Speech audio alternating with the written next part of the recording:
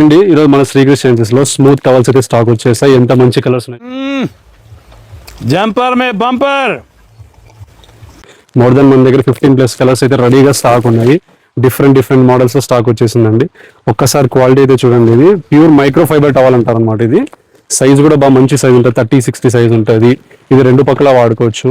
Cloth కూడా చూడండి ఎంత బాగుంటుందో. మనకి 5 seconds లో వాటర్ అబ్జర్వ్ చేసేస్తుంది. చాలా హెవీ క్వాలిటీ ఉంటుంది అనమాట. రెగ్యులర్ మైక్రో ఫైబర్ టవల్ కంటే ఇంకా టాప్ క్వాలిటీ.